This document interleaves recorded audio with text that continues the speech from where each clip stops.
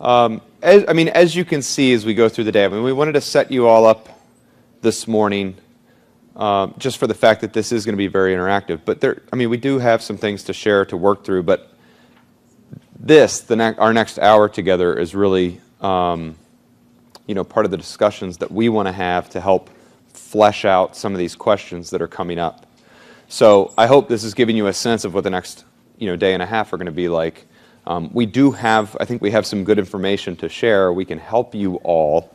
There is some training aspect to this, but we want to hear from you too. So I'm wondering, to start that off, how many of you all have gotten down the road with this in your center? How many of you all feel like you have had these conversations and defined at risk at your CIL? Some. So I saw 4 hands. I saw 1 hand go up and then back down and then back up. But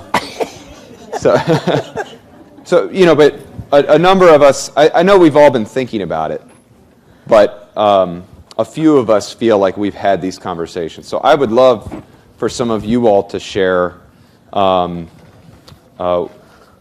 definitions you've had. So I saw your hand go up. Could I put you on the spot? Sure. Okay. So just share a little bit about what you're thinking of your CIL. So I work with Wendy in Birmingham, and Wendy's been with our CIL for 15 years, and so we have she's just so knowledgeable. And so in terms of transition, she's been doing that job for 15 years. So yes, we have been discussing transition for that long. The hand went up and then back down because we have just started talking about at risk and diversion. So. We've talked a lot about diversion, but not a lot about at risk. Mostly because they're at risk as soon as I pick up the phone. Something is going on that they're about to be homeless, or they're about to lose their waiver, or this, that, or the other thing. So I haven't had to look at the at risk. The at risk always seems to find me before I go looking for it. Sure. James? Just again, based on the data, we practically assume that everybody we serve, all people with disabilities, are at risk. Where we know people with disabilities are more likely to live in poverty. That puts them at risk. We know people with disabilities are more likely to be housing and food vulnerable. We've already addressed the employment component. So we just know right out of the chute, at least for high school kids, we know that they face barrier after barrier in order to achieve independence. So it's a little bit different animal when it comes to someone who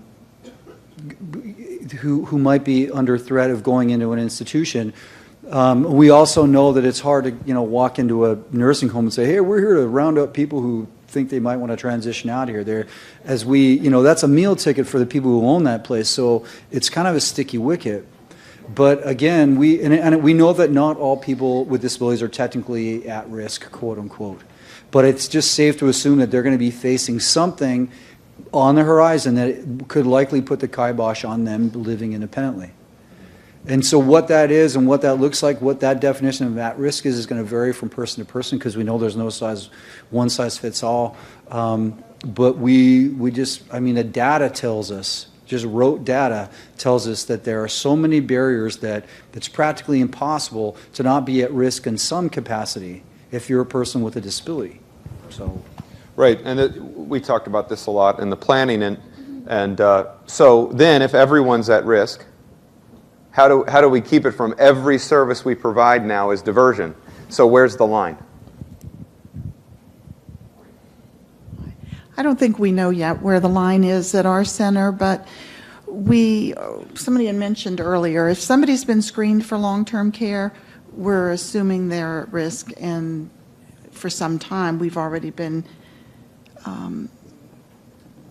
using their units in an at-risk category. But we have also just looked at what ILA has provided, and ask people, and if they say they are, then they are. We don't challenge them or ask them to prove anything. But that means we have a lot of individuals we work with that aren't at risk because they don't believe that they are, and we're not going to say that they are if they don't feel that they are. We just ask. Yeah. Well, and that's right from the language of the law, right?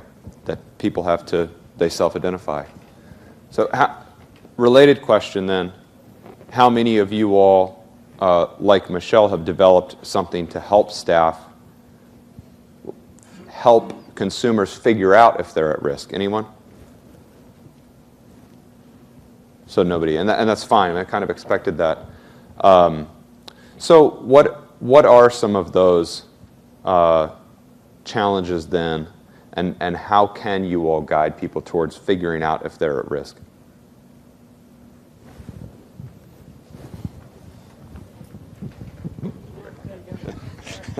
Which one of you? No, I'm sorry. The risks we have at our center over in Greenville, North Carolina. I don't know if you know about last year with Hurricane Matthew, really flooded our area badly. One thing you guys haven't mentioned as much though today is homelessness. A lot of our diversion is from homelessness. I'm on a committee that meets every week with different people from the community, different businesses on how we can try to get people out of the homeless shelter. When their time's coming up, our homeless shelters stay full. The waiting lists stay full. So then when their time comes up, if there's nowhere we can place them, they get booted back out in the streets. And there's nothing we can really do about that. And 75% of what comes through that list, they all have disabilities. So, that's one of our biggest diversions and biggest, I guess, ways of saying that, as long as we can try to get them some kind of subsidized housing, because all the ones we pretty much take have either SSI or SSDI. Now, we can get subsidized housing, and it could be there in Greenville, but the problem is when the flood came, that pretty much, in a way, flooded that subsidized housing waiting list. So that's the problem we run into, not enough housing in our area. Right. Right, of course.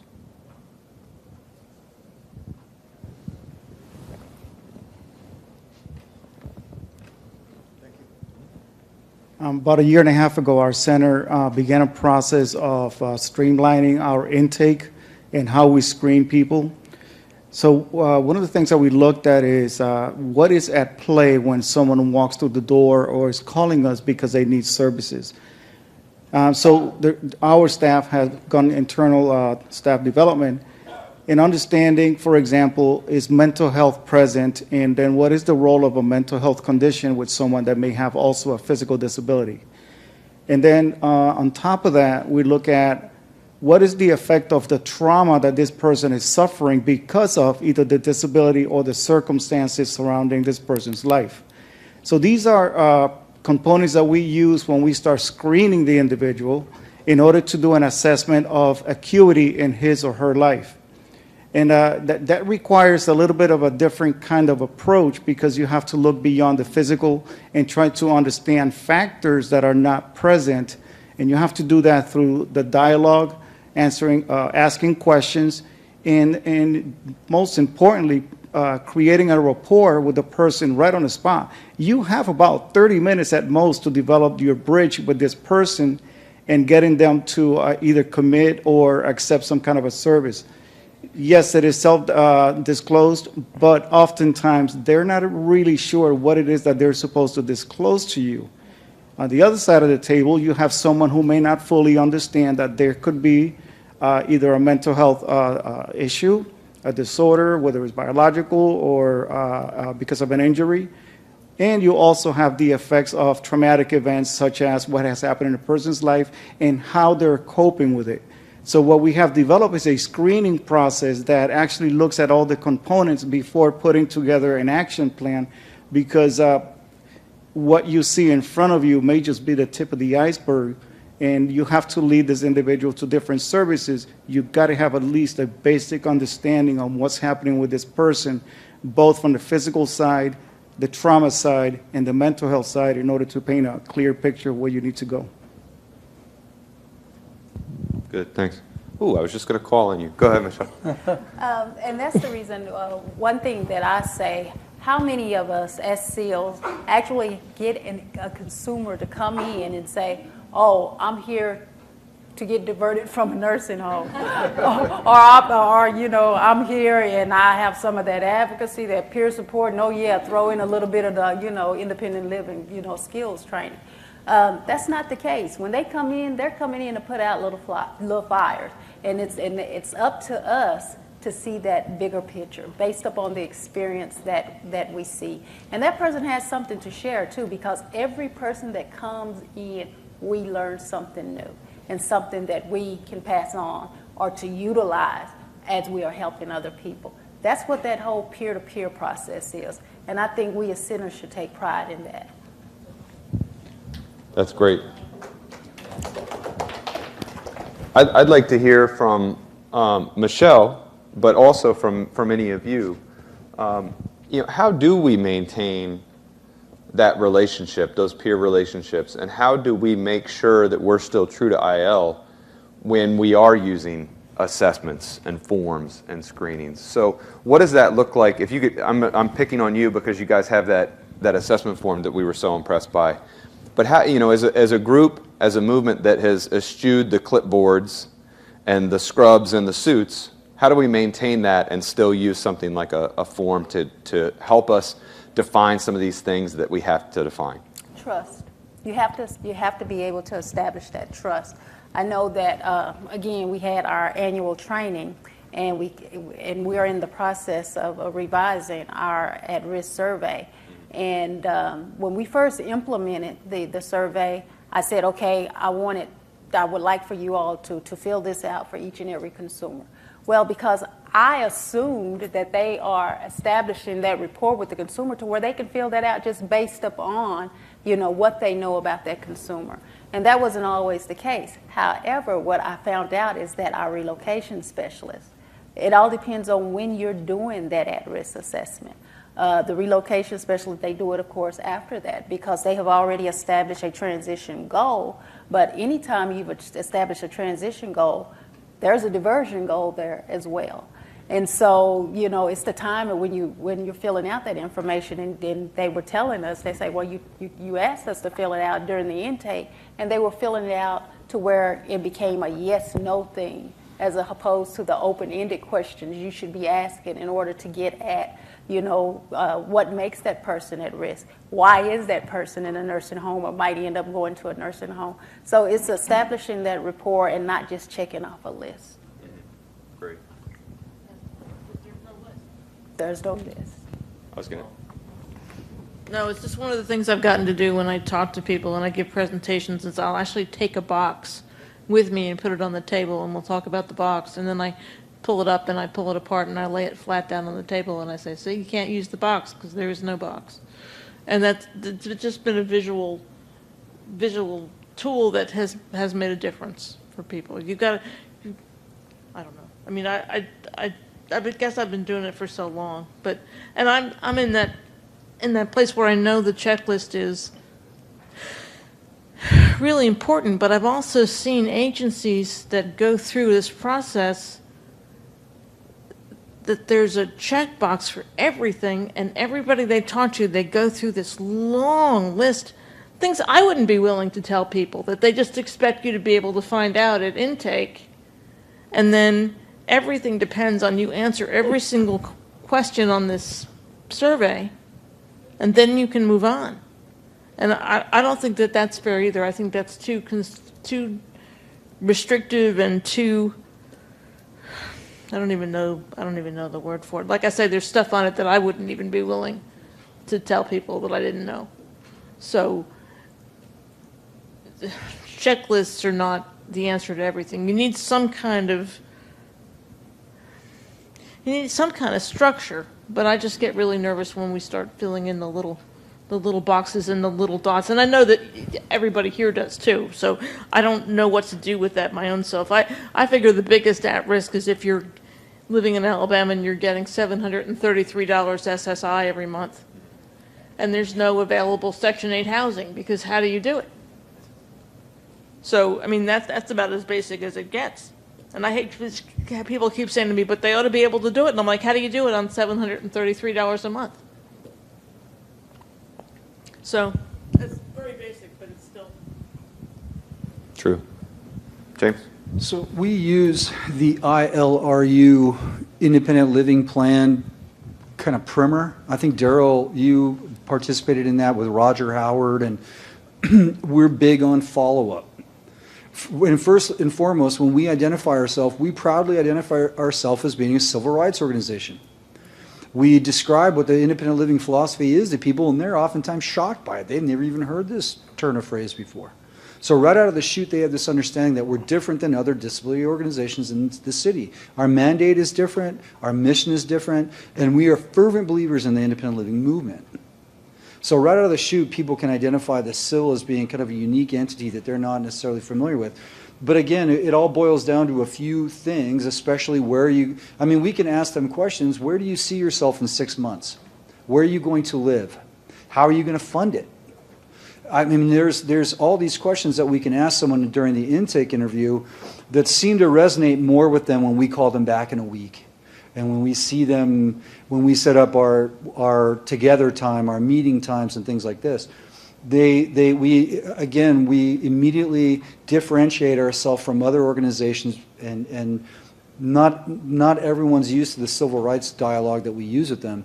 But it says in the ILRU Independent Living Plan guidebook, again, that rapport building, the follow-up, and sometimes people are so astonished, and we never expect anybody to call us back, because we are talking about a vulnerable population of people here where we're asking them to do something that may not be within their capability in a week, because they're oftentimes, again, they're vulnerable on a number of different levels. So the follow-up that we initiate, this oftentimes a 30-second phone call can pay such a major dividend that they're just impressed that we would even consider calling them back in the first place. Even though the independent living plan dictates that we do call them back every week, or we set up, hey, when do you want me to call you back? I don't want to be a pest. Is a week good? Is 2 weeks better? When can we communicate again? And again, we're not sugarcoaters. We're rah-rah people indeed. I mean, I'm a rah-rah guy to the letter.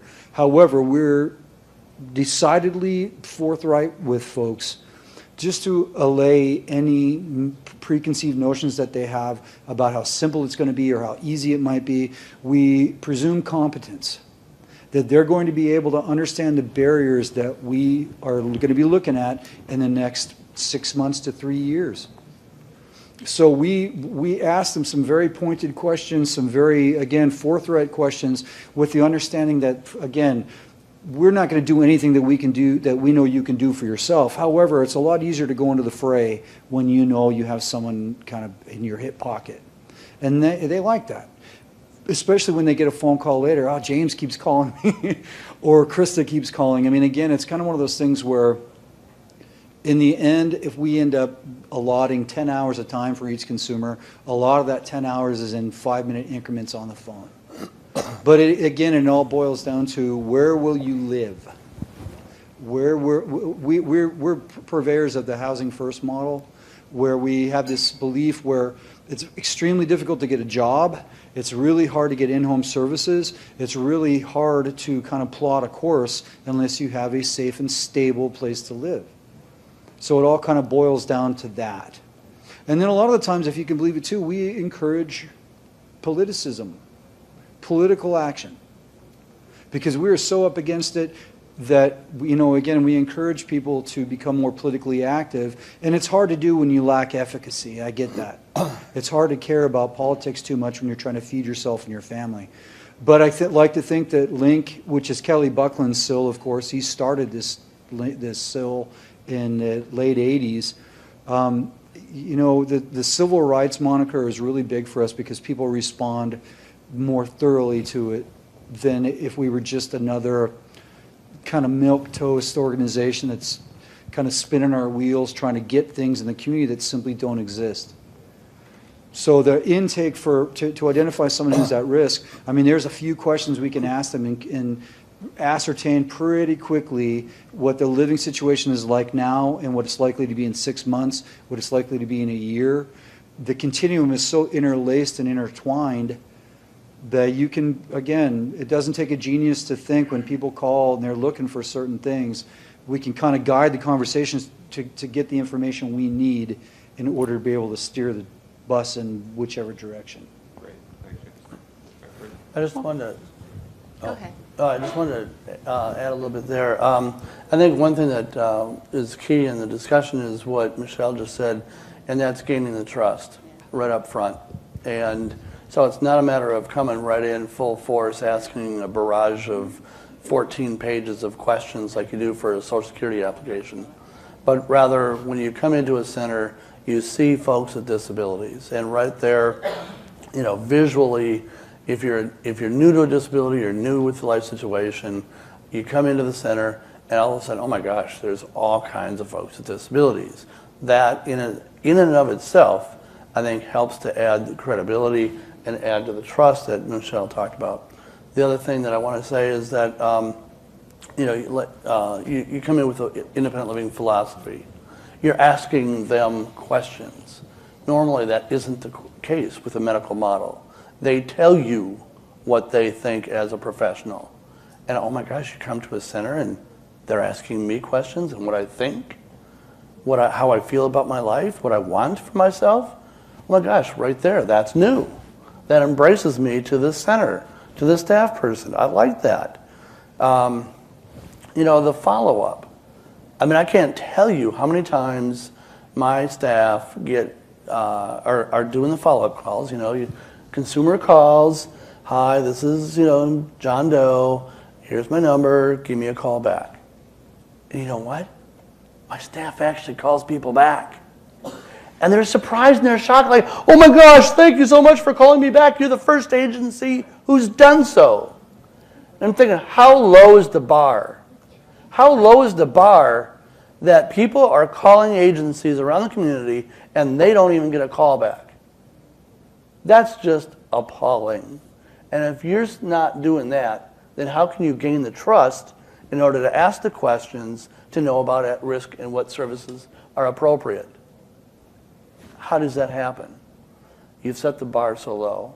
And the last thing I just want to say, in transition diversion, nobody talks about it, but what about having purpose in life and getting a job? Employment is like the fifth thing that we talk about. That should be financial independence, purpose in getting up every day and having a job. So when you're in a nursing home or you're at an institution, what's the purpose of today? Is it to see Jerry Springer and what 45 is tweeted out today? Or is it to say, I have a job to go to. I have meaning and purpose in my life. Then I have financial independence and I'm out doing life like anybody else. So I think all these things are so important in the, we talked about during break that you can't just take one thread and pull that out, another thread and pull it out. It's all interrelated. But that's part of the questionnaire, asking the right questions. Because how many times have we had a caller asking about something, and when you spend 10 minutes with them, you find out that really is the surface. What they're really calling about are these other two things. But does staff take the time and are they trained to really listen to what the person's saying?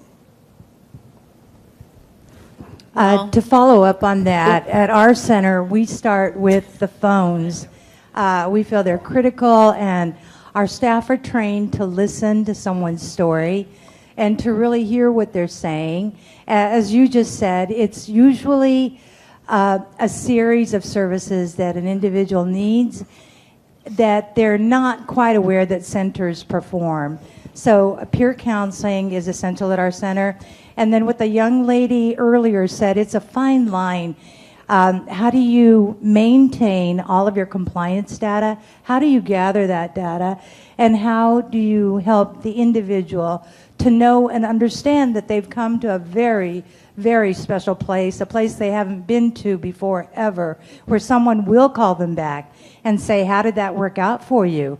How did that referral work for you? So it's a fine line. We found at our center the most successful or the most effective methodology for us is in the beginning, staff are trained to listen to the individual's story, listen to the consumer's story, let them talk.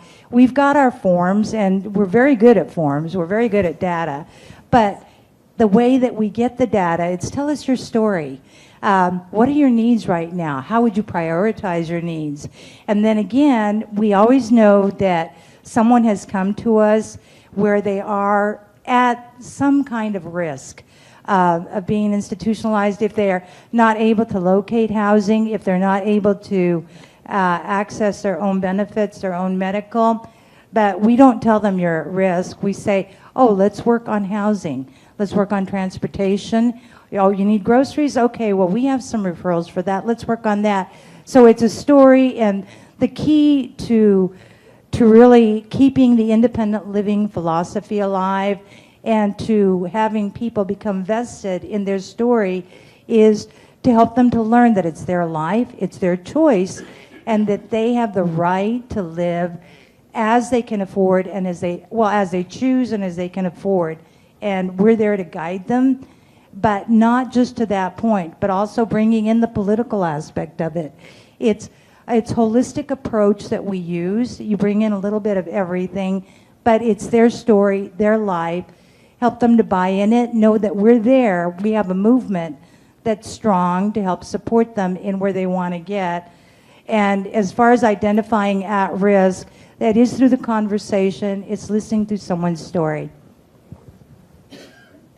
I really don't need to talk anymore because basically I was going to say, Michelle, you hit it on the head when you said it's trust. It's all about trust, that you have to build that trust. No one's going to come in and tell you those dire situations that they're in. For one reason, they're afraid. You know, I mean, they're going to think, are these people, if I tell them I'm living in my car, are they going to report me to Adult Protective Services? What's going to happen? You know, so you really have to develop that trust before they're even going to tell you their real situation. And we've been very intentional in developing our initial intake around where you can go in and just have a conversation. People are so intimidated when you pull out that stack of papers and say, okay, I have to check this off and answer this question. But if you can just sit down and have that conversation with a person, you can fill it out when you get back, you know, when they leave or whatever. You know, we all have the requirements that we have to do and stuff, but it doesn't all have to be done on that initial conversation. You've got to gain the trust of that person. And it's getting back to what Darrel said as well, is that they're so used to people telling them what to do or telling them this is how it should be. And we tell, you know, our staff, it's not your job to tell them what to do. Your job is to pretty much, you know, work with them, make sure that they know what those options are so that they can make informed decisions. This is Jim again. I think that sometimes our staff get this idea that numbers are so important, that they have to see so many people, and sometimes they are important, and sometimes our different funders want to know, you know, how many people are we serving. But to me, it's more important to have quality services than it is to have numbers. And sometimes it means, when I was in Los Angeles, I remember coming up with an intake form, and the staff just grumbled and complained about, oh, well, it already takes us 2 hours to get through an intake, and this is going to take 4 hours. And it wasn't, it was more of a narrative, and it was really trying to build that rapport with the person, and sometimes it meant having a couple of meetings with them. But, you know, and I think spending the time with the person, and when you consider that initial meeting is the most important one you're going to have, you're building that rapport and that trust, and you're finding out their story, and sometimes they can't tell you that story in 15 minutes or in 30 minutes. They have to be able to express themselves. And then the other thing, I think Bruce brought it up this morning, you know, that when they come in, and it's not just about seeing people with disabilities, it's seeing people of color, it's seeing people who are gay, it's seeing people that are like you. And it might not be that person that's sitting with you, but you saw them in the office, and you saw down the hall or whatever. And I think that's really important for people to be able to have that initial trust. Sometimes it's just a poster on the wall that will show them, hey, I think this is a safe place for me to come in and to talk. So I think there's so much more in building the trust than just, you know, just, hey, I'm a good person, tell me your story, and I'll write this stuff down. They will put up with the writing stuff down if they think you're going to help them.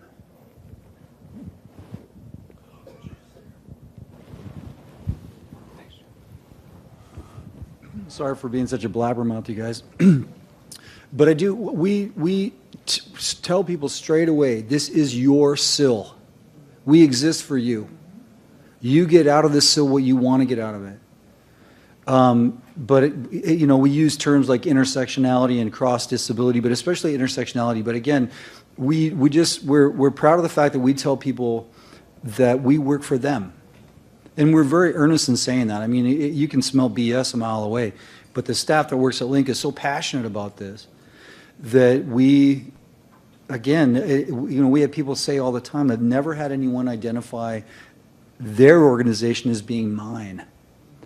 And they, again, kind of identify with this understanding that this is their CIL. And for those of you who've never been to Link, and I'm sure that's everybody, it's a universal access building. It's a flagship of accessibility, and it's intersectional to the letter. We're involved with other progressive organizations that promote LGBTQ issues, union issues, you talk about organized labor, and all these different organizations that we work with. When people start to see that, they start to gain a sense of normalcy or community from this. It's distinctly targeted towards people with disabilities, but it's an integration question. And we use that term all the time. We want integration. And again, the language that you use in describing the CIL will resonate with a lot of folks, where you very earnestly differentiate yourself from other organizations within this system, because again, we know that folks are told no so regularly that it's nice, if they can come to a place and be told yes sometimes, we want that to be the CIL, their CIL. Good. Thanks, James. Well, good. This sounds like it's going to be easy then, right? So, well, I want to say something because I work with centers that are in trouble most of the time. I get to come to training and stuff like this, but usually it's somebody who's gotten in trouble. And so they're not doing something that they should do. So I don't always get to see the shining examples of things that we're doing out there, although I know them in my heart and I know them from my own experience. Now my experience is on the other side. And let me tell you what I've decided the difference between the two is. Organizations that decide that they're service delivery and they have to do service delivery have missed the point. And they get lost and they have this mission drift that happens because they forget that we're a community. And organizations who build community around their center are doing the right things. And I love hearing all of you talk like this because I often don't hear that side of the story. I often hear this other one and I just want to pull my hair out. Yes, we want to do service delivery, but we want to do it within that community context. And when we forget it, it drifts away. If some of you are new and this is new to you, hold on to how it feels right now. Isn't this what the movement is all about? And it isn't all about service delivery. It's all about a community. that's great. Thank you, Paula.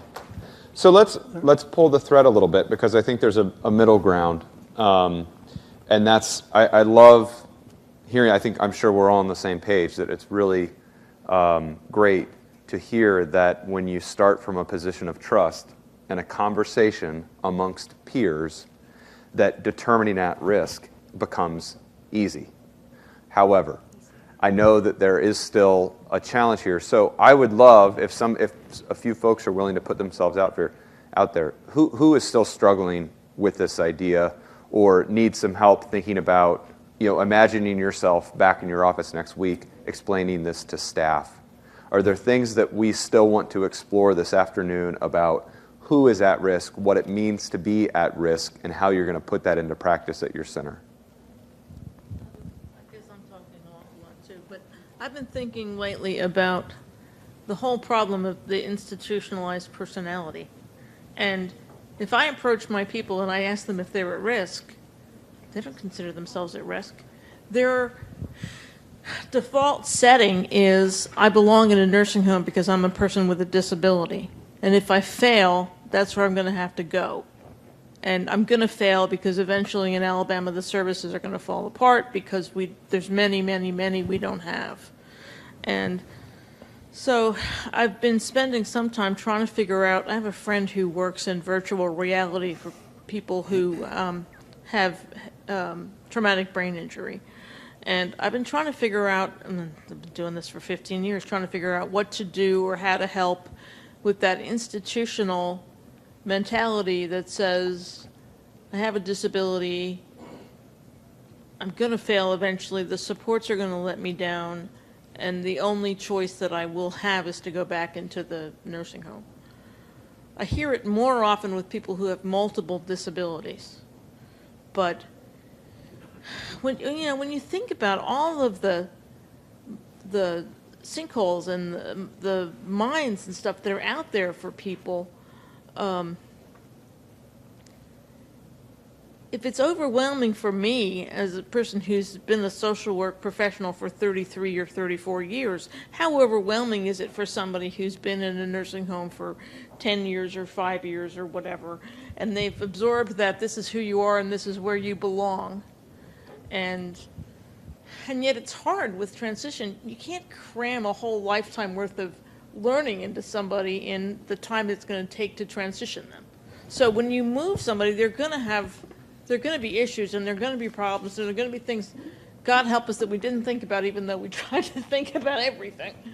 And I guess I'd like to know what other people think, but bottom line, that's what I come back to again and again and again and again, and why I'm trying so hard with diversion, because if I can keep them out and they don't get into that kind of thinking, it may be easier. I don't think nursing homes are really all that different from state to state, but I've moved people ranging in age from 16 to 101, and the common ground is they've just learned to be defeated, whether it's the nursing home that's done it, or their experience with their disability has done it, or whether it's their prior experience of trauma or homelessness or abuse or whatever. I did domestic violence for 3 or 4 years, and I'll never forget the woman who called me and said, my husband is not abusive. He just tried to crush me between 2 cars. And I was on the phone and I said, he's not abusive? He just tried to crush you between 2 cars. And she said yes. And that was how she saw the world. It's not the same, it's not exactly the same context, but it's the same problem. I mean, here she is, her view of herself is, she's with this guy who's not abusive, he just tried to crush her between 2 cars. So there's some overlap there. I'm not quite sure how it all works, but it's how that person views themselves. We can bring new things into it, but what can we do to empower people to see a new future for themselves when they've had this thinking for so long? It's not easy, but it's the one problem that I keep banging my head on. If I could, Bruce, I think a couple things to respond to that. First of all, you need to play to people's strength-based. And it's not, I mentioned this earlier, rather than all the things that you can't do or need help with, go on a strength-based basis and what you are capable of doing. And if they're in the institution, build on that. It's always better and easier if you hit people with the IL message in rehab early on, because now folks are only staying for about 3 weeks at a crack before they're thrown out of rehab. Insurance, that's all they'll pay. Not like in the old days where they'd stay for 3-4 months. Okay, so our mission should be to hit people with the IL philosophy in rehab early on with a new injury so that they don't get in that downward spiral. Secondly, if they happen to be out of rehab and in a nursing home, hit them early in their nursing home stay for the same reason. They haven't had a chance to become institutionalized in their way of thinking. So if you hit them up early with the IL philosophy and with the pom-poms and with a strength-based mission, then it's easier. The peer mentor model, of course. You show people that, you may be a quad, I'm a quad, we're all a quad, so here we go. We're all, living we're all doing life. here a quad, there a quad, okay. Cheap laugh, okay. And self-image. I mean, it's been shown in studies that if someone has a positive self-image prior to a disability, they recover and rebound faster. And so when we can, get the pom-poms out to our young people, with or without a disability, they have a better self-image and body image than if a disability happens along the line, then they can rebound better with that. So those are the ways I think that you address that whole institutional downward spiraling, this is all I can anticipate mentality. So there's a lot of things we can and are doing. Bruce, you want to say? Okay, so I liked how, I don't remember the term you used, I wrote down minefield, but the idea that there are all these places where you can basically hit something and that's what throws you into an institution. And I think for me, no one really wants to talk about those things. And I just think of myself, and I probably do a bit of self-disclosure with folks to sort of build trust, to say, honestly, I didn't want to talk about my diabetes with my doctor. That was the last thing I wanted to discuss. And, he basically had to send the letter that said, Mr. Darling, if you die, it's your own damn fault. Before we could actually open up a conversation in a real way. And I said, I know who this letter was addressed to. It says my name, but it's really your insurance company. I've sent those letters. But getting to the point, like, people have to be willing to have that conversation. One of the things that's been helpful for me, because I'm not at the point where I feel I have the answers on this one, so is potentially giving people, it's not necessarily at intake that that someone is at risk of institutionalization or that this is actually a diversion. It may actually be much later in the process. But there are some things that we know are like right up front, red flags. So in my experience, previously being institutionalized is completely a flag that says, okay, this individual is at risk, pay particular attention. If they call up, maybe they're just calling up for advocacy and they're saying, I'm having trouble with my home care agency, or whatever. That is a red flag. And again, I'm in New York. We have providers that, want to shove you away.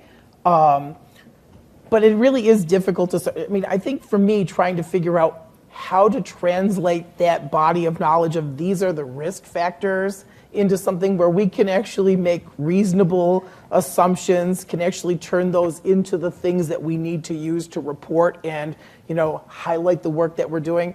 That's where I'm struggling, is how do we actually translate that into something that becomes useful? I think the tool that Michelle's developed is a really good start for that for me. Anyway, I think that's one of the things I'm going to take back to my center, is that's a real useful tool.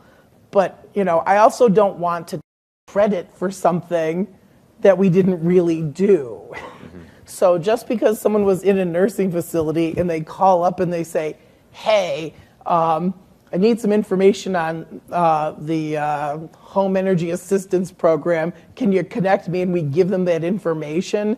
That doesn't mean it's a diversion. It may just actually, sometimes a question is just a question and an answer is just an answer. And I don't really feel like taking credit for that as, ha, we saved this person's independence, really fits the situation. So I want to be sort of earnest in capturing the things that are real that we're doing, but not actually. And I'm wanting to listen for where is that? I don't know that any of us has that answer, but I think that's one of the things I want to balance. Mm-hmm. Yeah. We've got. I tell people on a regular basis that our mission is to empower people with disabilities to fully participate in the community. And I know about the services and I know about the staff, but I have an ongoing conversation with my executive director about when you're doing transition, you have to empower, you have to get to, nobody can empower you. You have to take the empowerment yourself. And it takes people who have that institutional mindset or whose power has been taken away from them by outside events a while to begin to realize that empowerment is something that applies to them. And so I tend to be really, really patient with people. I don't know how it affects my numbers. I guess I'll find that out. But after 15 years, I'm pretty sure, I'm reasonably certain I know what I'm doing.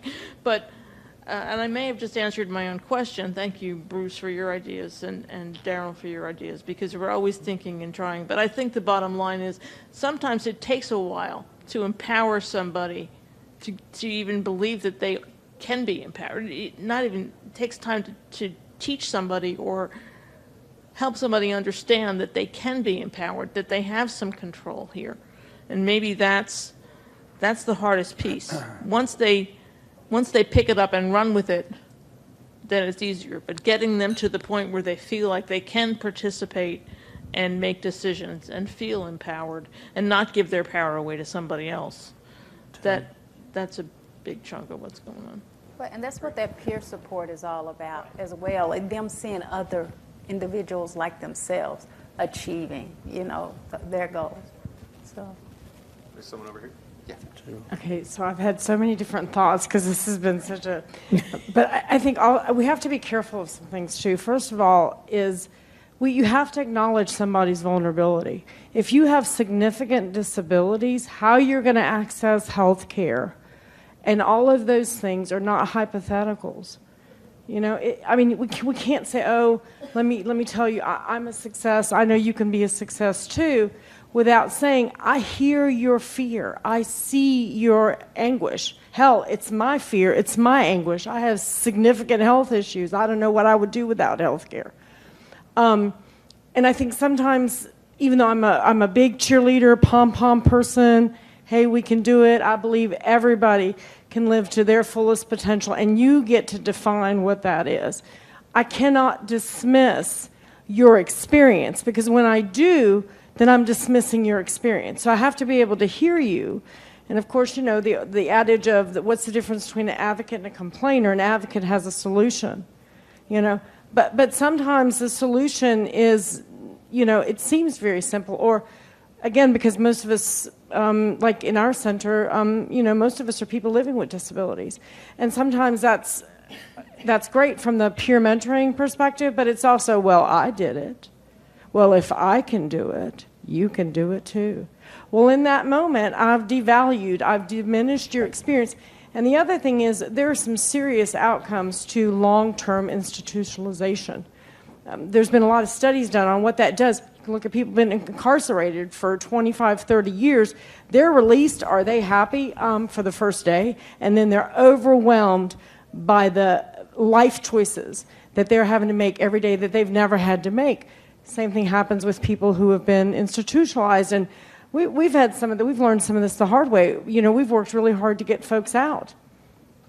They're out for a while, and guess what? They want back in. That's their choice. And we can't forget that. It's like freedom of speech. You can't just support people when they're saying what you agree with. IL philosophy is the same way. My job is to create choices for you, to help you access those choices, to give you the resources, give you the information. But at the end of the day, you may make the very choice I don't think you should make, but it's your choice. Now, at our center, we've created monthly social events, which I think have been very helpful. Because even though I'm a peer, they still see me as not quite their peer. But when they come together every month, and there's a whole group of them that come every month, and they're talking to each other, they're sharing resources, they're empowering each other, they're connecting each other. I always say, when you do your intake, put your paper down. Don't look at your computer. Have a conversation. Let's build trust. But I think that it's. We're all doing this, and we've all done it, and there are a lot of people in this room that have done it much longer and much better than I do it.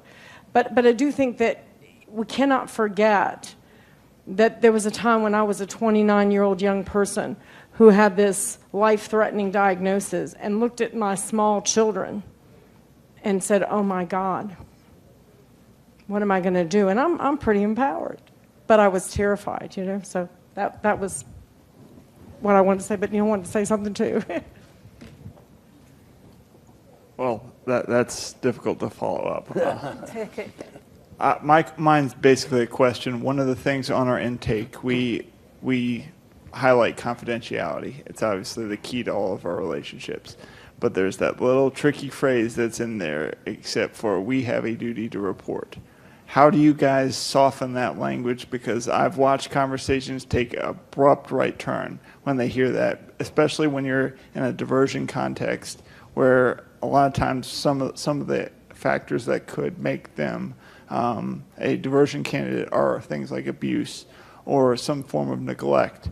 How do you guys soften that language such that you don't shut down the conversation?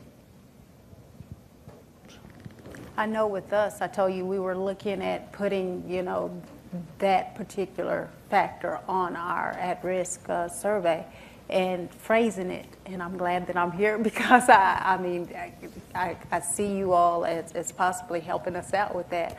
How to phrase that, because one of the questions that was on the frequently asked questions is, what is our obligation to report once you find that out? Well, we all know we have an obligation to report once we find out that there's abuse.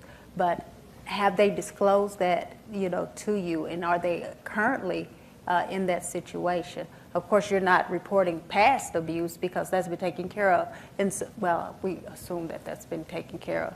But we're looking at current incidences of abuse and how they disclose that, and how staff is to report that to their supervisor, and then what we need to do with that next step as far as the supervisor reporting that information. So we know that we're getting ready to go down a slippery slope by putting that on there. But at the same time, if they're being abused, don't you want to report that information? Yeah.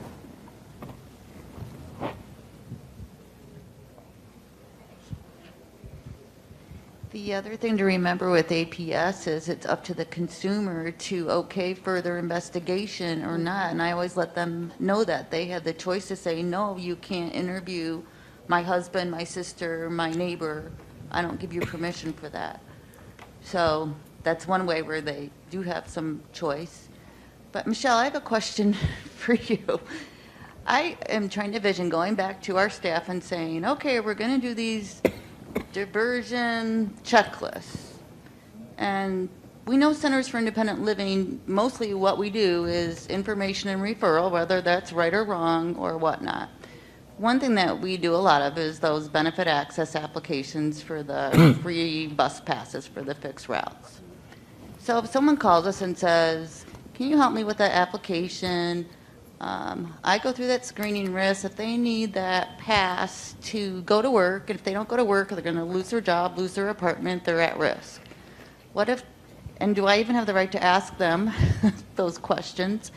And what if they're like, oh, I just need to visit my aunt every week? Well, if you don't visit your aunt, you're still not at risk of going into an institution. So how do you negotiate those types of calls? Well, pretty much what I said is that when an individual, comes in and you're talking, to that individual, they will disclose to you when you explain and when you want to communicate with them. You being able to explain, why you need that information, but that doesn't take away the fact that it's still up to them to say, I want that service, and no, I don't want you all off in my business, so either you're going to help me with the bus passes or you're not. That doesn't preclude them from saying, I don't want that service. So, and we have to keep that in mind. We don't want to force on them, what they're not willing to take in, and that's up to them. That's just part of choice. I'm just like Bruce in this gray area where I can see our staff going, well, is this diversion? Is this diversion? What about this? What about that? And I don't have clear lines in my head of what that is. And sometimes a service, like you say, is just a service. And that sometimes that's all they want from you. And we have to be willing to accept that. Even then, we're still there for them. And I have one more question for you, Michelle. When you're using that checklist, you're doing that over the phone or in person? Actually, we like to do that in person. And to be quite honest with you, when we say that we're using other tools, I mean, like I said, with the relocation specialist, they have gotten to know that individual that's in a nursing home to the point to where they can go and just, fill out that questionnaire. So that just becomes another tool, to be able to say, okay, they're at risk. And another reason why the at-risk survey is important, because you're looking at a way to sometimes measure. I think someone over here had mentioned something along the lines of if the individual just says, they're at risk, then they're at risk, and we should go with that.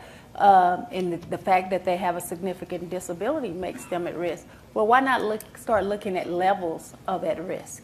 Because, like with transition, we know that when they get out, we have a follow-up tool where when they first get out, you call them once a week. The second month, you're calling them, twice a week. And then finally they just say, leave me the heck alone, I'll call you when I need you next time. Don't call me. And so maybe we should look at maybe diversion like that, because I think when we tomorrow, we're going to be talking about, the different services that go into, transition and diversion. And what you will find is that those services are almost identical. They're almost identical. So, again, and someone over here mentioned something about the qualitative. And of course, quality is more important, but you can't forget the fact that we're talking numbers when we're talking to our legislators. Unfortunately, that's what they understand, and being able to get a measurement just for that purpose, if nothing else. We know that quality is better than numbers. Consumers don't want to be considered numbers, but we still can't avoid that aspect of things if we want to continue getting funding and to be able to convey how important our services are. And sometimes that's wrapped up in the numbers, and we can say that it's not, but it is. I want to touch on what this nice lady right here said, and the one in the white sweater, and then the one on the end down there said about vulnerability and comfortable.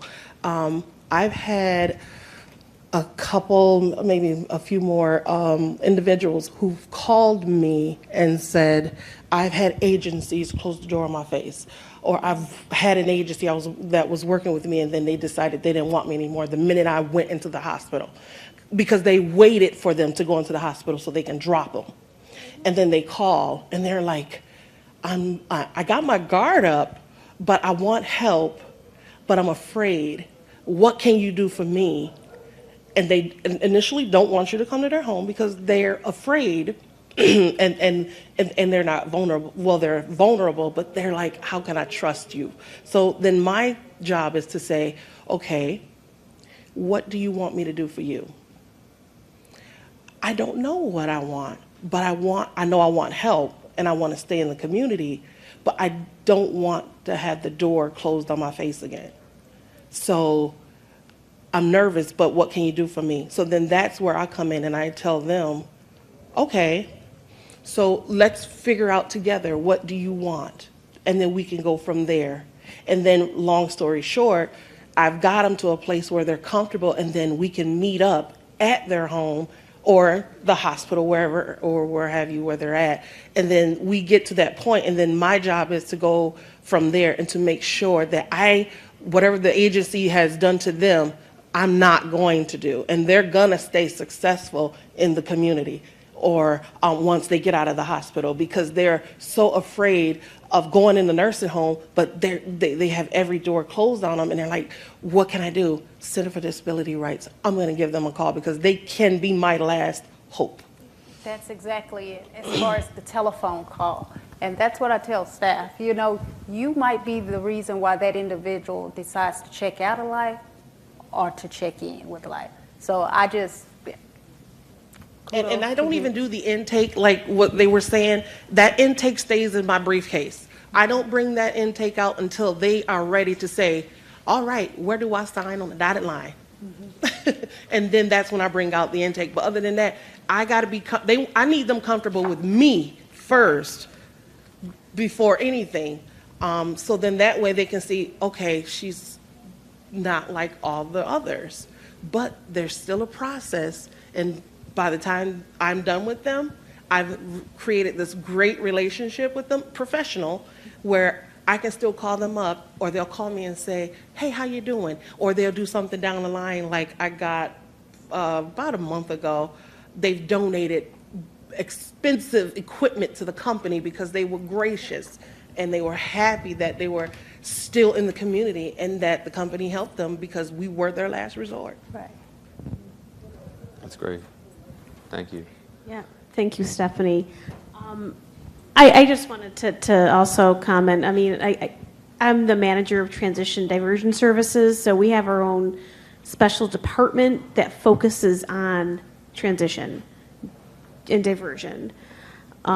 So we get calls in. I mean, I don't sit there and think, is that a diversion? Is that a...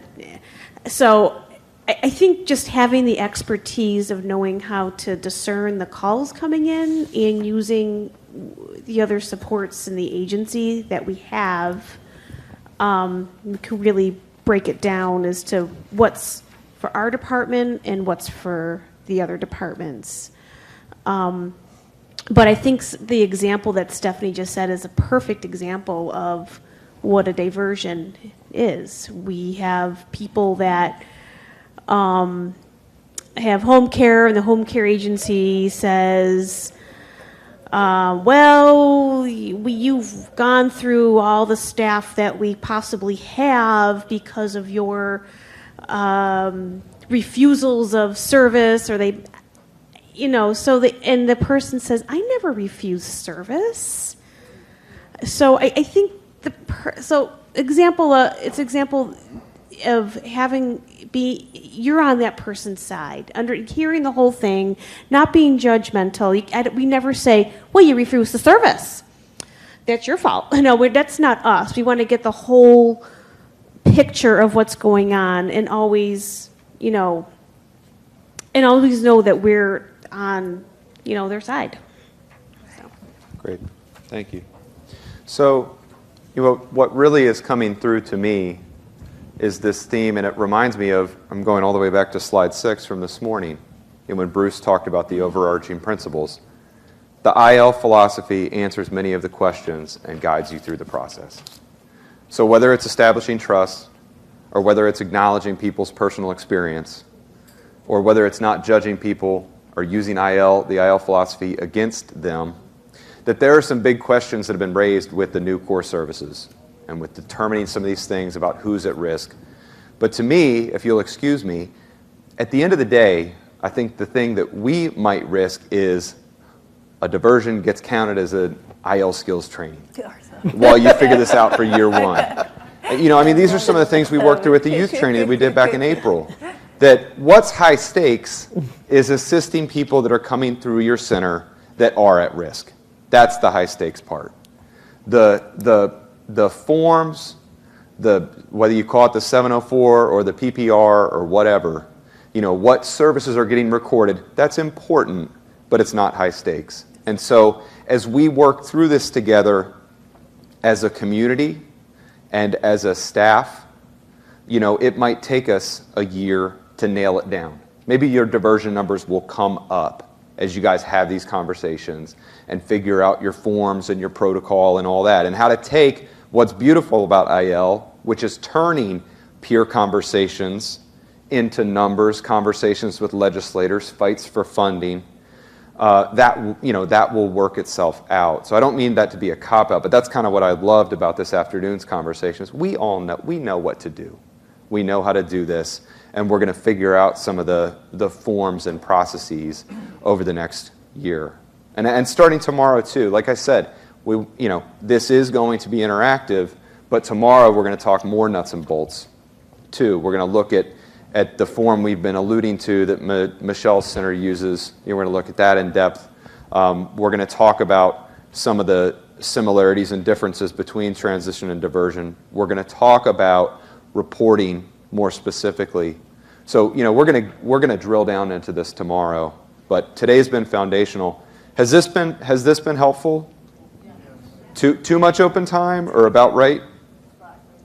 Okay, good.